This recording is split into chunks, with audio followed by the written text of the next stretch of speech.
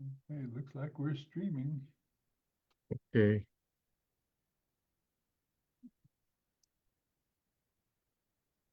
Oops. I lost my record function. Oh, you need me to record? Yeah. Oh, okay. I got it back. I got it. Okay. I had it set up and then.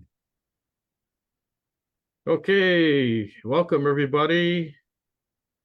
Seems like it's been a while since we gave a webinar, but we're here. Lance Luke, Martin Pea. We got an interesting topic. Painting versus waterproofing. But before I get to that, I want to let you know that it's National Vanilla Pudding Day. So if you like vanilla pudding, uh, help yourself. If you don't, maybe chocolate, or maybe you don't like pudding at all, switch to Jello or ice cream, whatever. Help yourself. And then I've been waiting all year for this day, and it's National Buy a Musical Instrument Day. So not that I need another guitar to my add to my 20 guitar collection, but that's just an excuse to buy a ukulele or whatever. I don't know. Martin, you need to buy a ukulele and start practicing so we'll be ready for the next jam session. But okay, good. So I promise you that this webinar is going to be more interesting than watching paint dry, although it's about painting. Um, Painting versus waterproofing, protecting your building inside and out. So we're going to go through this. This webinar is presented by Construction Management Inspection. It's a local building inspection and construction management firm located in Honolulu, Hawaii, which I own and manage. And Martin helps with the back end stuff. And we're happy to present this webinar today. Let me go through this stuff. National Building Expert, that's me. Okay, so what is the difference between painting and waterproofing? Well, let's say you drive a car and it has paint on it.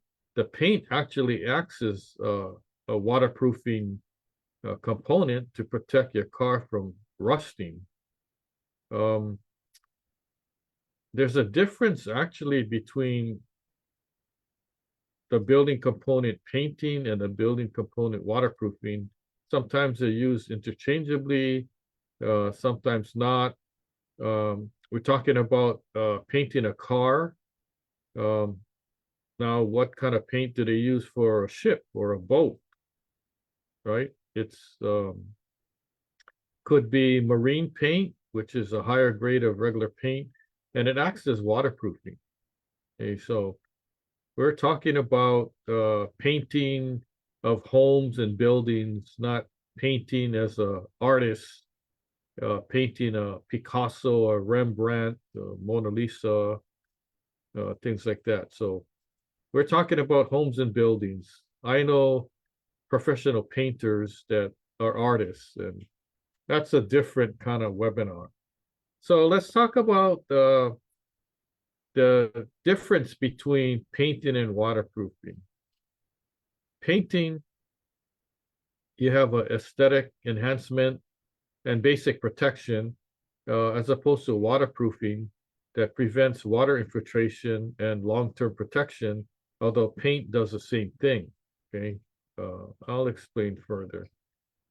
Some materials commonly used in each approach, in each type of building material. So painting, there's a difference in paint: acrylic paint, latex, oil base, epoxy, and primer.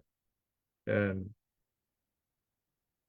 for people who are going to do it yourself, it's good to go to the hardware store, City Mill, Home Depot, Lowe's, and talk to them about what kind of paint to use, or look online and try to figure out which is the best paint to use and, for the best price. Waterproofing, we're talking about liquid waterproofing membranes. We're talking about asphalt base coating, polyurethane waterproofing, cementitious waterproofing that has cement-based product in it, silicone sealants and sheet membranes. And there's various different products on the market. Key differences in protection and application. Painting versus waterproofing. Painting offers surface level protection, shielding against dirt, UV rays. That's a lot of sun and light moisture, but it's not designed to block significant water infiltration conditions. Painting typically is applied as a surface coat in a few layers and requires regular maintenance every 5 to 10 years. Now, why 5 to 10 years? Well, depending upon the exposure and where the location is. For instance, if your house is in a desert, you're probably not going to need to paint as much. But if you're located in a wet area, such as on the island of Oahu, we have considered windward areas that are wet, like Martin raised his hand there. On the windward side, Kaneohe, Ohui Mano area, Manoa, these areas, Nu'uanu, get a lot of rain, right? So the paint is not going to last as long if it keeps raining and sunny, raining, and things like that. Now, waterproofing creates a strong moisture barrier, and it could protect whatever it's protecting from, let's say, mold, rust, corrosion, concrete spalling, and wood rot. Waterproofing involves a more thorough layering process and is used in critical moisture-prone areas. It is longer lasting, often needing reapplication only every 10 to 20 years. Now, that's just a ballpark. Depends on the use. So let's say you're doing not vertical waterproofing like a wall, but horizontal, like waterproofing a parking deck. Now, depending upon the amount of traffic, that deck may need recoating every 10 years. It may not last 10, 20 years. It may last 12 years. So it's important to always inspect and not just go by, oh, well, the manufacturer's warranty said the paint's going to last 10 years, so we don't need to paint. But then after 8 years, you notice the paint peeling off. Well, isn't that a red flag that you need to repaint? Okay, same thing with waterproofing. Choosing the right application for your home or building. And, this applies to a single-family house, duplex, townhouse, a apartment complex, apartment building, a 40-story high-rise building, and then commercial properties such as office buildings, shopping centers, golf courses, hospitals, churches, schools. I could go on. So what I'm letting you know, it's not only for commercial, but it's also residential, and it applies to your own house. So choosing the right application for your building. We're going to use paint for interior walls and ceilings, your trim, doors, windows, and this is interior as well as exterior. Low moisture exterior walls. It doesn't get wet all the time. Decorative elements, things that are, decoration only. And these are the optimum areas for painting. Now, what is the areas for waterproofing? Critical waterproofing areas consist of foundation and basements. There's not too many basements in Hawaii, although the basements are prevalent on the mainland and in various parts of the world. roofs and roof decks, exterior walls in high moisture areas, also in low moisture areas, parking decks and walkways, and bathrooms and wet rooms. Wet rooms are like laundry and other rooms that could get wet on the mainland or in some locations where there's snow. You have a area called a mud room where you walk into the room, and that's where you take your wet boots and your raincoats off and all that. So consider that area for waterproofing also. The impact of environmental exposure on each choice, each type. So there's painting and there's waterproofing. Let's talk about painting first. UV radiation, the sun keeps shining on your wall, it's going to cause fading. It's going to cause cracking or peeling or bubbling or any of those types of conditions where the paint's not adhering to the original substrate. And then there's moisture and humidity conditions. It leads to bubbling, peeling, or mildew. And then temperature changes results in expansion, contraction, and potential cracking. So just remember that the more often the temperature changes and the weather conditions change, like it's sunny, rainy, hot, cold, the more problematic it's going to be to your paint covering. Now, on the waterproofing side, there's keep track of moisture and humidity, temperature fluctuations. So the waterproofing can withstand more moisture and temperature condition changes than regular paint.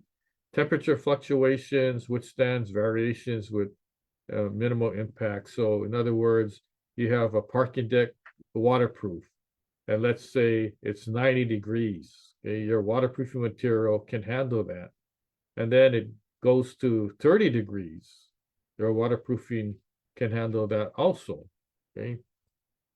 Salt and corrosive elements protects against corrosion on exposed surfaces. So take, for instance, coastal areas such as Hawaii, San Francisco, any area on the West Coast or the southern coast of the United States, like San Diego, Louisiana, Florida.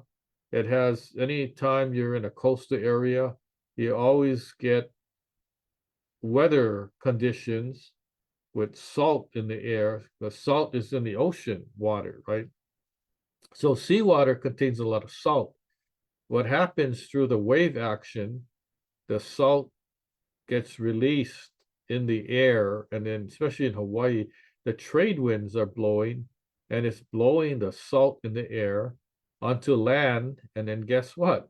Whatever homes or buildings are there, and that's where the wind's carrying the salt and humidity and things like that. So a lot of exposure to the salt in the air. So if you happen upon to go upon see a building or a house that's right on the beach, right on the ocean, go there and try to take your finger and try to rub it against the wall.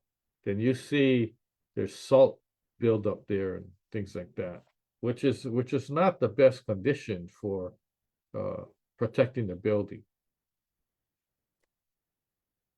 Let's talk about addressing deterioration in various building elements or building components. And why would we even use paint or waterproofing to cover these building components? Well, we need to protect them from the elements, from the weather. So wood surfaces, right? In the old days, the houses and buildings were made out of wood, lumber. So the waterproofing and paint protects against water damage and rot. Paint primarily offers aesthetic benefits because instead of looking at a brown, wood building that's not painted, It may be, red or blue or a nice looking color. And then we have concrete. Waterproofing prevents cracking and spalling, and then paint provides only basic surface protection. And that's why normally paint is used on vertical walls, and vertical meaning the side of the building from top to bottom. Okay, so the sides of a building, that's vertical. And then horizontal, right? It's not vertical. So horizontal could be like a flat parking deck where you drive on or a walkway. Okay, and those components, like horizontal components, are normally waterproof rather than painted. Then you have metal components. Waterproofing reduces rust and corrosion. Paint protects temporarily, but still the metal may degrade because the paint's fading or got too old. Let's talk about preventative maintenance to extend the life and appearance of these building components. What would you do? Okay, so let's take a single family house. You want to do regular inspections, walk around your house. Of course, you should walk around your house in a sunny day, not when it's storming, raining, snowing, hailing, or there's thunder and lightning. You want to be safe, right? And you check for peeling paint, cracks, or wood rot, or areas of water infiltration. If your home is made out of wood, if it's made out of concrete, then you would also look for paint peeling, paint cracking, cracks in the concrete, or block tile, or stucco. And then water infiltration conditions. If you have water infiltration conditions, that means you have cracks there, or you look at areas of dissimilar materials where your building components differ and they're built right next to each other. For instance, you have a door frame and you have a stucco wall, or you have a window frame right next to concrete or wood. There's a joint there, and you got to make sure it's properly caulked because that's where water could get in when it rains. Timely reapplications. Apply paint or waterproofing as needed based on wear and exposure, not based on the manufacturer's warranty. Okay, the warranty year or term, 5 years, 10 years, etc.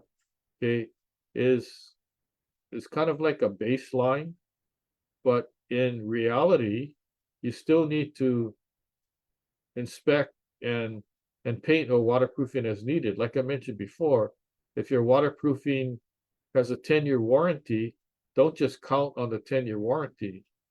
You count on what's physically happening. What do you see in your building or in your house? Okay, if there's problems, then you're going to need to paint or waterproof sooner than what time period the warranty is.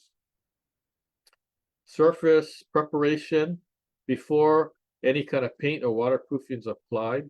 You want to make sure that the surface is clean and dry before applying paint or waterproofing to enhance adhesion and durability. So for instance, if there's a lot of dirt, dust, grime, all that has to be cleaned first before you even start thinking about painting. Maybe there's peeling paint, bubbling paint. You're gonna have to scrape all that off to solid surface, and then you're ready for your prime coat.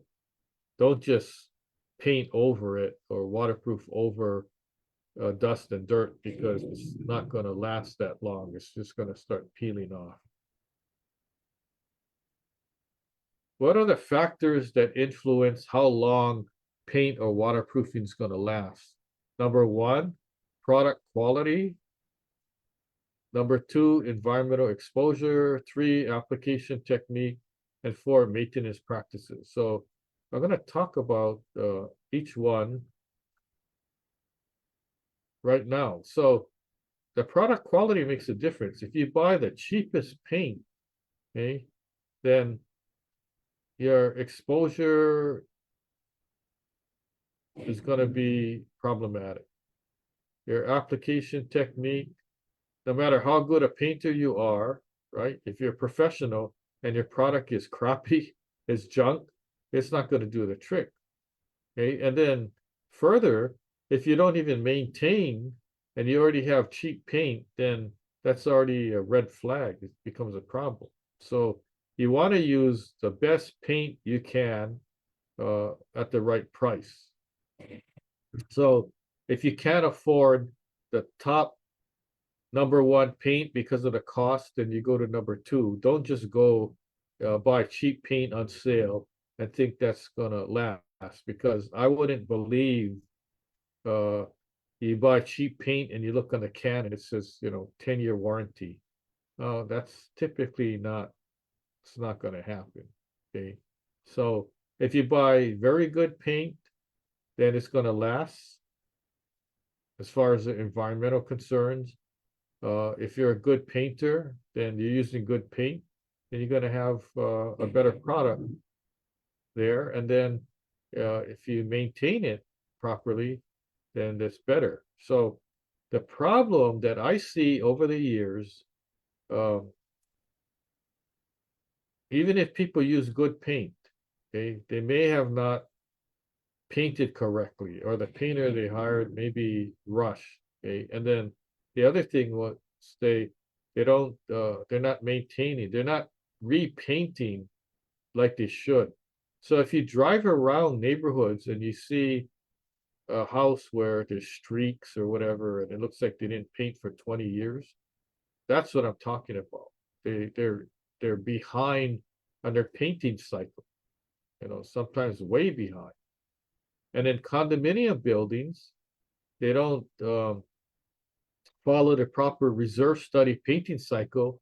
And now it's causing wood rot, termite damage. If it's a wood frame building, if it's a concrete building, now you have these spalling conditions manifesting. So let's say on a high-rise building, it costs $250,000 to paint, right? But they're not painting in a timely manner, and they let 20 years go by before they do the next painting cycle. During that time, that building is slowly developing cracks and spalling conditions. So not only when they have to paint, right? Not only are they going to have to pay $250,000 for the paint job, now they're probably going to have to pay $250,000, $500,000, maybe $750,000 to repair spalling. So the takeaway here is you got to pay attention to the painting cycle, because the cost to correct the problem may be 2, 3, 4 times, or even 6 times the cost of painting, because there's spalling conditions and other factors that is going to increase the price. And you're going to be shocked, and it's not going to be a happy situation when there's not enough money to pay, and there's going to be a special assessment, or you got to get a bank loan that every single unit owner is going to have to pay for. Okay, so condo boards and property managers, that's a heads up. Typical warranty periods for paint and waterproofing products, and I'm sure you want to know this.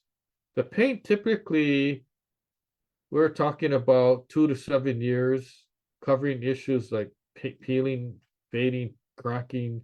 But read the fine print in the warranty. The warranty is only going to cover if the paint is defective, if the paint product is defective. So if you have a building painted, and listen to this is very important. Don't think that, let's say there's a 10-year warranty the paint company is going to provide, okay? The warranty only covers if the paint is defective, not if your building is defective. So let's say you have your building painted, and 2 years later, the paint starts peeling and cracking and all that, okay? and you think, no problem, we'll just, we'll get it painted for free. What happens in real life here, okay, the painting contractor is gonna come and look at it and say, must be bad paint. So let's call the paint manufacturer. The painting manufacturing rep comes up and he looks and goes, okay, I'm gonna take a sample and send it to our lab for analysis. But you know what? How did you guys prep? And it looks like you guys didn't use primer, or you didn't use enough primer. The mill was too thin, or you didn't properly sand the wood down, or you didn't fix the spall here, and this is a location where the paint's cracking and peeling off. Okay, so there's times where the paint company says, no, it's not the paint, nothing wrong. You get it back from the laboratory, and nothing's wrong with the mixture or anything. Now what happens? It goes to the contractor. So you might be fighting with the contractor over poor prep, poor application. Who was the ones that painted? Did they hire people off the street that had no painting training at all, and you needed workers, so you just gave them a job and it was on the job training, but you didn't tell the client that? It could be that situation. Okay. Similar, likewise, waterproofing usually lasts 5 to 15 years. Most times it's like 10 years, 7 to 10 years, covering moisture intrusion and water resistance failures. But similarly to the paint, the waterproofing warranty only covers a defect in the waterproofing. Let's say in the factory there was a mix, but somehow they didn't add enough of one product and now it's defective. Or you open the 5-gallon can of waterproofing and you notice that, geez, it's supposed to be blue, but it looks yellow. Okay, well, then that definitely, there's a defect there. But same thing, if you're waterproofing over cracks, concrete spalling and all that, and in a year or two, the waterproofing fails and it cracks because of the spalling condition, the corroded rebar, the manufacturer's not going to honor the warranty because they're going to say, our product didn't fail. It was a substrate that failed. It was the corroded rebar that caused the concrete to crack. And when the concrete cracks, it cracked our waterproofing. So, be very careful. That's why when you're doing big jobs, it's always wise to hire a consultant, construction manager that can be there, inspect, take pictures, and document things. Okay. And that prevents a lot of problems, a lot of headaches, a lot of expensive repairs. Now let's talk about the importance of reapplication and inspection schedules. You got to follow the warranty, right? Read the fine print. Don't just say thanks for the job, and maybe you don't even have any warranty papers. If you don't, ask the contractor, hey, where's my paperwork, right? You got to give me I want the warranty documents. I want to track it. I want to file it. So you're saying that this job is going to last 10 years. All right. I'm going to put it in my folder and file it away. And if anything happens within a 10-year period, I'm going to be calling you, right? If you don't have that document, what do you have for reference? Okay. So be sure to request documentation. That maintains your protection. You want to inspect, so don't wait until cracks occur. You want to inspect every year so you can pinpoint these locations and you can go back to the contractor and say, hey, I noticed that you painted my building 3 years ago, but there's cracks now and it looks like there's some failure. Can you come by and take a look? Don't just, wait. And then your reapplication makes the product last longer, ensures aesthetic appeal. You want everything to look nice. then also it extends the lifespan of building elements. Okay. Have you guys ever been to Disneyland or Disney World? Okay, I see a bunch of hands up. All right, guess what? When you had good fun and you spent your $600 that day, because everything is expensive from parking to the park entry fee, and once you go in, you're captured, right? You can't leave and go to McDonald's for lunch and then drive back, right? So you're stuck. So you got to find the whatever restaurant, especially if you have kids and the kids get hungry, you just got to go find the nearest place that sells food and buy food. And if you're a family of four, let's say, uh, two parents and two kids, guarantee every meal is going to be over $100, right? So it's expensive, right? So anyway, you had a fun day. You spent a load of money, and you're leaving the park, and drive back to your hotel or you know timeshare or whatever. Okay, guess what happens to the park? All these other workers come out, right? When the park is closed, and they're cleaning, and guess what else? They're painting. You know how much paint Disney World and Disneyland uses? They use a ton of paint. They have thousands of cans for every color, and they're painting almost every day. If there's a nick, they just paint over that. So a lot of times, like the last time I was there and I looked at railing and fencing, they had so much paint, it was so thick. I could just scrape it off and it would, come out in huge clumps. Okay. But that's why the park looks so good. That's in their whole protocol, that everything gotta be like spanking new, nice and new. When visitors come in, they don't want anything to look old. Everything has to be like, it was just made that day. Okay, so that's what's happening. So if you want to follow the Disney protocol, I think that's a good protocol. It costs a lot of money, but maybe you don't have to follow it to a T, but at least like don't neglect things. I've never seen a building in the Disney park, any Disney park, and I've been to Disneyland, Disney World many times. Um, I've never seen a building that had peeling paint or problematic paint issues.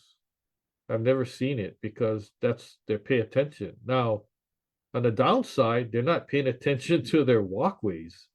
Because when I was there, I inspected a lot of safety issues, trip hazard and all that. So they got to do a better job of that. But that's deviating. We're talking about painting and waterproofing here. Okay, so geez, that was fast. So conclusion, right?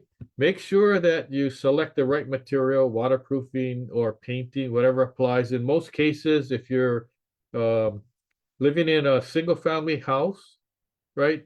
You don't need to waterproof all your walls. You just need to paint and paint often. Now, if you have walkways or driveways, you may want to waterproof that. If you use regular paint, it's not going to last that long. And I failed to mention in the beginning to thank those of you who logged on to our Zoom platform and registered in advance for a webinar. And then those of you who are listening in from the continental United States and then also parts around the world, that's great. And then those of you who are tuned in to our various platforms on social media, such as Facebook, LinkedIn, and YouTube, we really appreciate that. If you have any comments or questions, please post them. We'll get to it if we can't address it today, or if you're watching a replay and you have comments or questions, post that, and then we'll be happy to check it out and help you accordingly. And we have a good track record of responding to every single post of questions. And if we don't, let us know, and we'll try to do a better job, but I don't think I've had any comments from people saying, hey, you know what? I posted and you didn't give me a response. Also, there's various other ways to contact us. Phone number is 808-422-2132. Our main website is askbuildingexpert.now.site. And then email lanceluke@hawaiibuildingexpert.com. So there's no way that you cannot get a hold of us. And if all that fails, you'll call Martin's cell number and he'll gladly talk to you.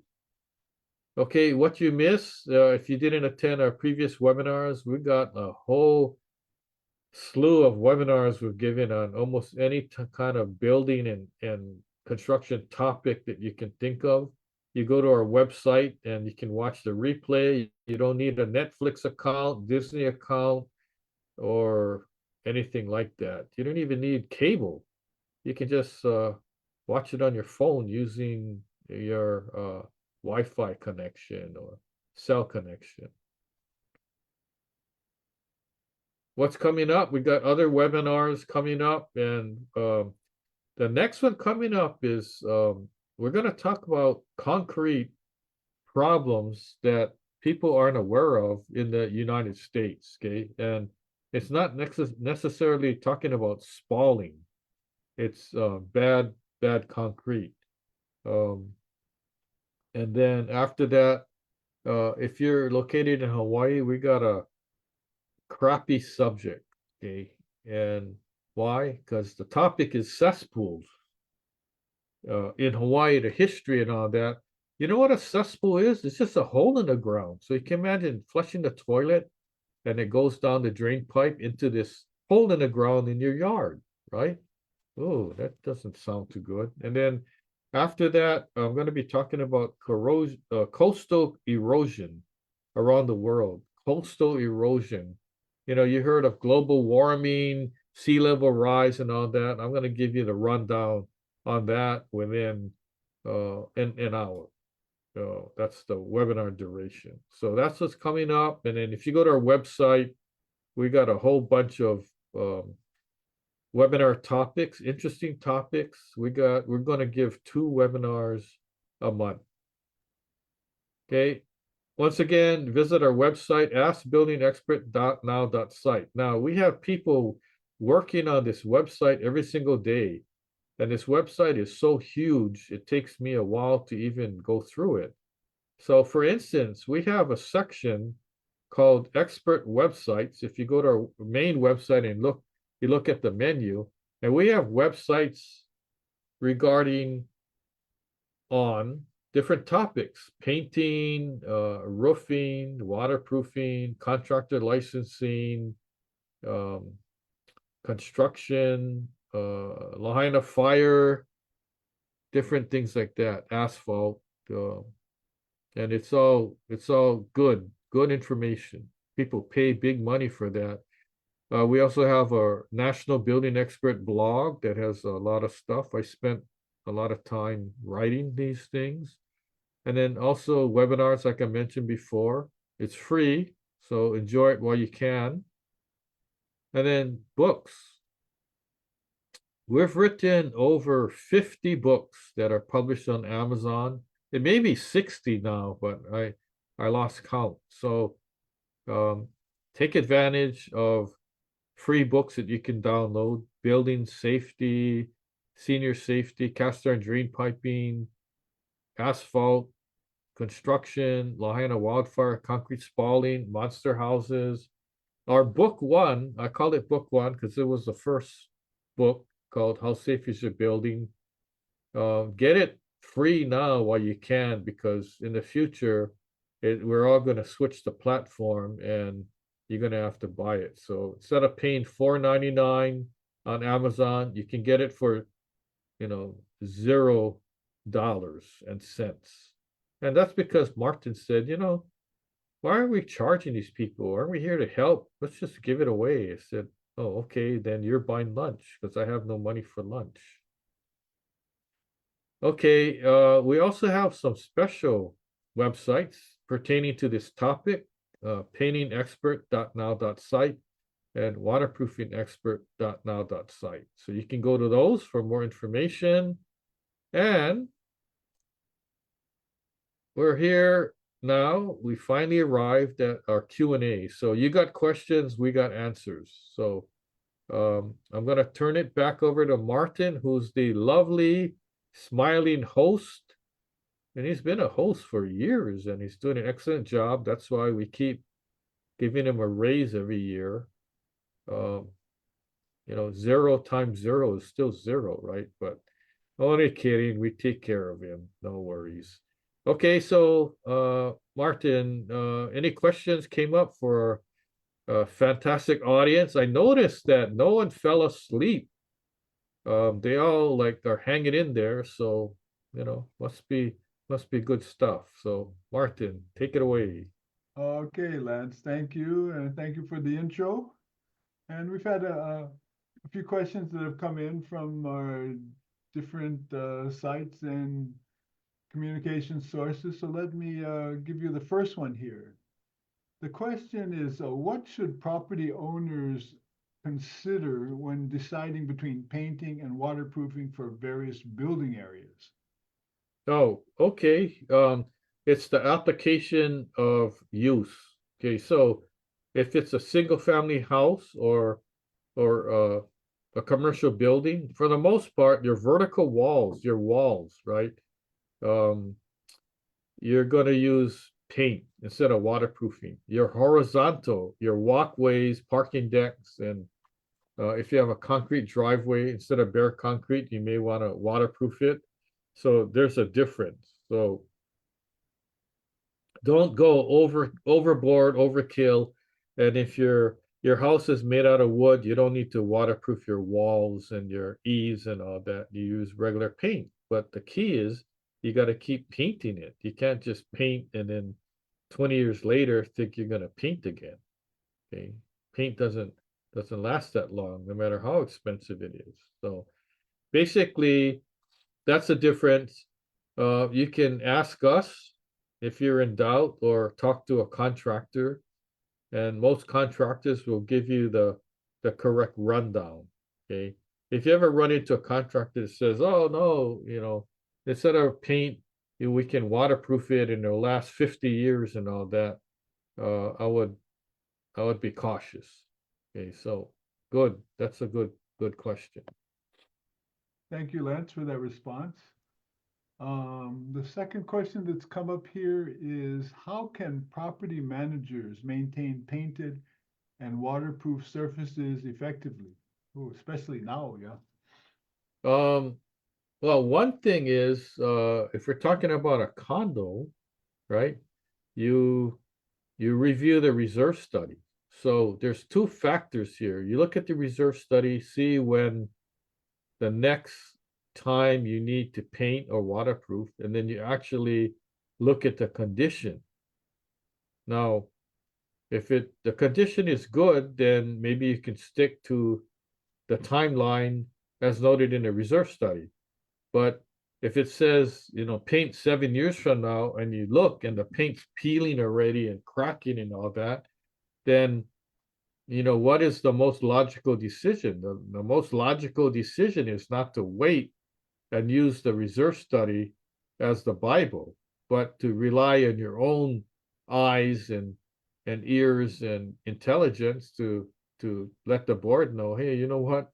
It kind of doesn't matter what the reserve study says. What's happening is your paint's failing, and if you wanna wait, it's going to cost you more money down the line, right? Not only in repairs, but do you think from today to 7 years from now, the cost of paint is not going to increase and the cost of labor is not going to increase, right? So just those factors alone should kind of require you to take action now rather than kicking the can down the road and waiting. So just be more proactive rather than reactive. A lot of times in my line of work, it's the reactive, not the proactive, that costs way more money. so much money that they don't have the money to fix the building because they just, let it get out of hand. Okay, Lance, thank you. That's a good answer for our viewer there. Okay, the next question that's come up is, what products are recommended for longer lasting protection? Okay, there's so many different products in the market. If you go to, your general home and garden or hardware store, like say Home Depot, for instance, or City Mill, you look at the kind of paint they have, and there's some brands that say the name of the store, but it's not really the store brand per se. It's rebranded. It's actually from another paint company that they're putting their private label on it, sort of like wine maybe or something like that. But the paint company that I use is Sherwin-Williams, and because I've been working with them for 30 years plus, so and I don't get paid for saying this, but I would recommend contacting Sherwin-Williams, right? And talking to them and asking them for guidance. Like, okay, I'm painting my house or I'm painting a big office building or condo building. What kind of paint should I use? And if they start telling you you should use super paint or whatever brand, whatever, saying, okay, thanks. Do you think you can actually come down and look at my building and, give me some advice? Now, normally for commercial buildings like office building, condo, shopping centers and all that, they would do that. On single family houses, maybe not, but just try to get as much information as you can from them. So that's my go-to painting source. And it's only because I've been working with them a long time. There's other painting brands that are available out there, but I've been very successful with Sherwin-Williams. And if you need referrals and more help, then let us know, and then maybe we can put you in the right direction. So they can also advise you on, after looking, what kind of paint to use or what kind of waterproofing and stuff like that. So although Sherwin-Williams has their own, different waterproofing connections, there's also other brands, and I can let you know there's NeoGuard and there's a Sika brand that also have excellent waterproofing, and it's a whole waterproofing system. It's not like just deck paint where you just use one or two coats and then that's it. Okay, so if you have any other questions about that, just reach back out to us and we can try to help you. Okay, Lance, thank you. That's good, real specific recommendations, so appreciate it. Let's see, the next question here is, for those on a budget, which is probably most of us, what cost-effective strategies can be used for building protection? Okay, so let's say that your house or building's already painted. Okay, if you want to save money, right, you paint again when you need to, not when you want to, or not when you think you have the money to paint. Okay, because if you don't paint when you need to and you wait, it's going to cost you more in preparation or repairs. Wood rot, longer you go, you're going to have wood rot, termite damage, you're going to have concrete spalling. All that needs to be repaired before it's painted. Now, it doesn't make sense to paint over wood rot or termite damage, or you have a spalled concrete area, you're just going to paint over it, right? You're just wasting paint.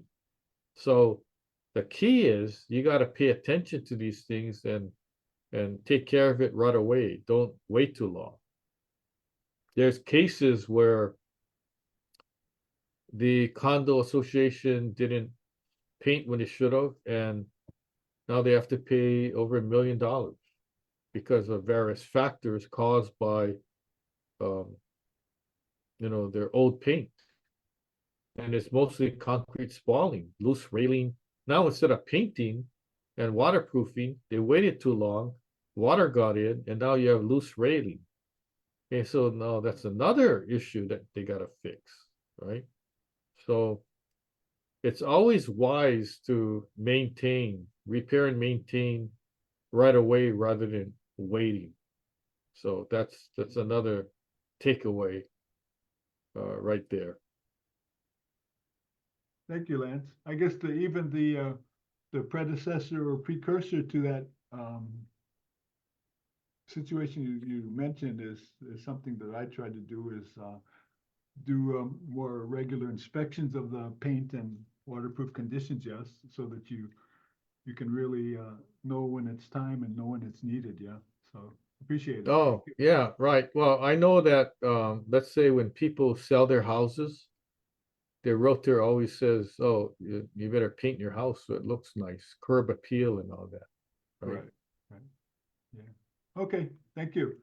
Sure. Okay, the next question I have here is, what are the consequences of using paint in situations that require waterproofing? It's not gonna last. It's not gonna last long. For instance, there was a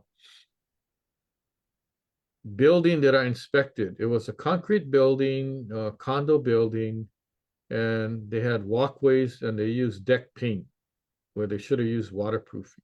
After 2 years, the paint started peeling off because that wasn't the right application.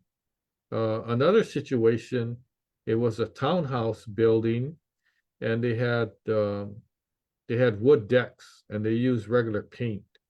And before 5 years was up, the paint started peeling and water got in the wood, and there was a lot of wood rot. So instead of using a good waterproofing system, they used paint, and it was problematic. In fact, the wood steps going up, they had painted those, and within a year, the paint just flaked off, got worn, and it just kind of they wasted their money painting. They should have, waterproofed it, paid more, did a better job, and waterproofed it to make, the building last longer. Oh, okay, very good. Well, that made me think about the reverse situation. Can that be the reverse where you would use waterproofing instead of the paint, the first, Yeah, where, the same thing.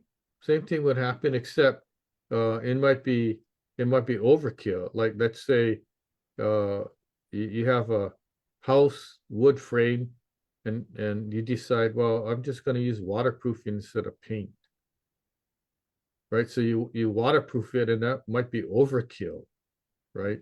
You're spending too much money, and if you don't know how to apply it, you're just gonna have a wreck job, right? Because the waterproofing, for the most part, material is thicker than paint. So if you apply too much, then you got all these globs dripping down your wall, and then you try to fix it, and then when you fix it, now the mill thickness is too thin because you keep trying to catch all the drips and all that. So it may be better off just painting, and then after 8 years just paint again than using the waterproofing method. oh yeah, okay, that sounds reasonable. Plus, yeah, especially if you're talking painting like the vertical surface versus horizontal type, yeah. Mm-hmm. And you kind of get an ugly job probably. I haven't done that yet, but good to know, so I won't do it. If you do, let me know. I'll come check it out and either say good job or I'll laugh. Okay, sounds good.